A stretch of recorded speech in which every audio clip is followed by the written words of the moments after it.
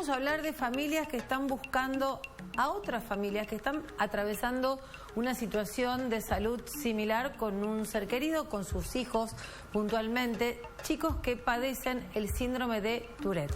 Que es un síndrome nervioso que genera un trastorno, que las manifestaciones son sonidos repetidos o lo que se llaman tics, y muchas veces es muy difícil llegar al diagnóstico y realmente atraviesan momentos muy duros, y lo que hacen estas madres, como dice Giselle, en un acto de amor y de solidaridad, es poner a disposición toda su sabiduría para tratar de acoger y hacer un poco más fácil el trance hasta dar finalmente con el diagnóstico a familias que tienen chicos con Tourette y que no lo saben. Claro, poner toda su sabiduría, dice Pablo, porque en realidad ahora las vamos a escuchar a ellas, pero comienzan un deambular por distintos médicos en algunos casos sin saber exactamente qué es lo que les pasa a sus chicos, hasta que de repente dan en la tecla con la persona indicada que les diagnostica esto. Estamos hablando de un neurólogo, de una neuróloga que les da este diagnóstico.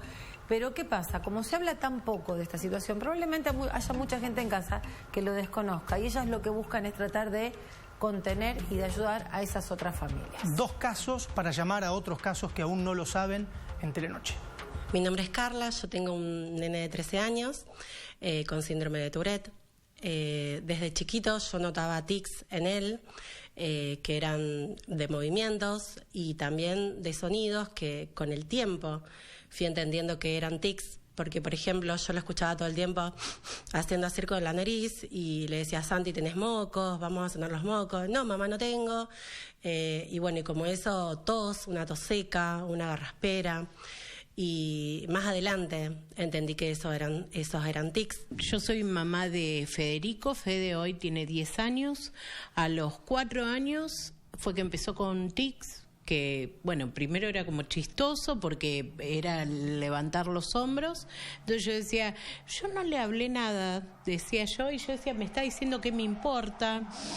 Después empecé a ver que tiraba su cabeza para atrás, entonces dije, bueno, ¿qué está pasando? Le molesta la etiquetita, porque nunca había escuchado el síndrome de Tourette. En un canal de televisión escuché a una abuela hablando de su nieto, que tenía justo la misma edad de Santi en ese momento, y era escuchar la descripción de mi hijo, exacta.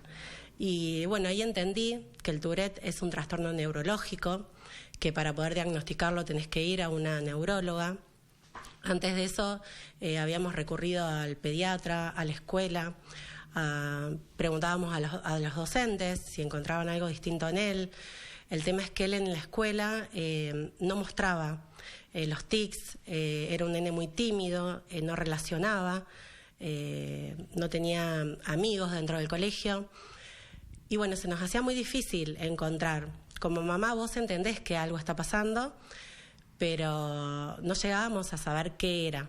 Así empecé a indagar y a buscar y a ver qué era lo que pasaba. Después empezó también como el nene de Carla con su garraspera, y yo decía, ¿qué es todo esto? Entonces empecé a buscar, a googlear qué eran tantos tics, y ahí me doy, ¿no es cierto?, me llevo el síndrome de Tourette.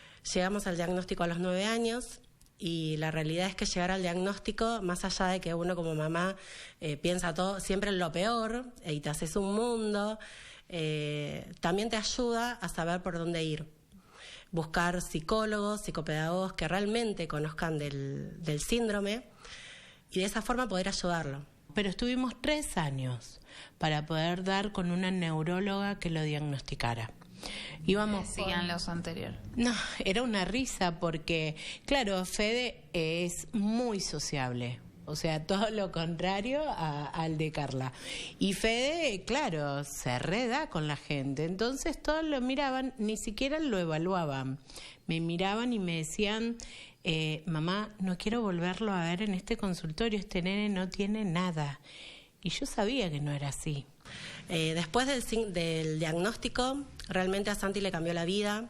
A nosotros nos costó entender que teníamos que también cambiar nuestras actitudes, hablar diferente. Por ejemplo, una de las cosas que a Santi le pasaba es que si vos le decías, mañana vamos a hacer tal cosa, al otro día él quería hacer eso, y vos le decías mañana como una forma de decir. Entonces yo entendí que el mañana no, o sea, yo tenía que decirle, Santi, otro día, no darle día y horario, porque él eso era que lo tenías que respetar a rajatabla.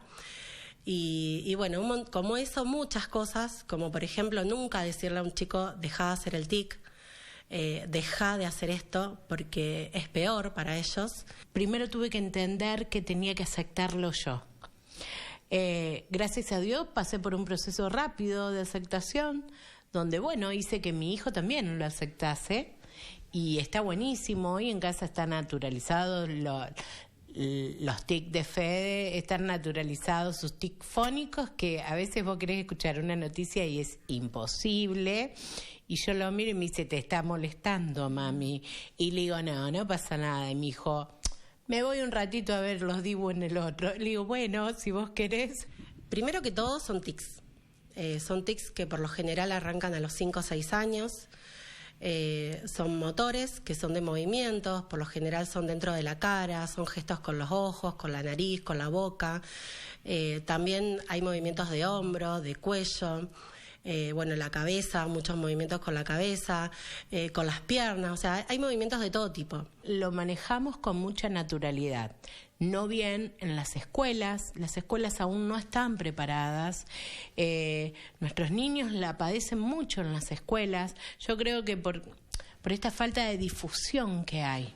Por eso nos interesa tanto poder difundir el síndrome de Tourette, que otros papás conozcan, que otros adultos que tal vez no tienen el diagnóstico hoy puedan saber qué es el síndrome de Tourette, y bueno, es el propósito de esta charla, ¿no es cierto?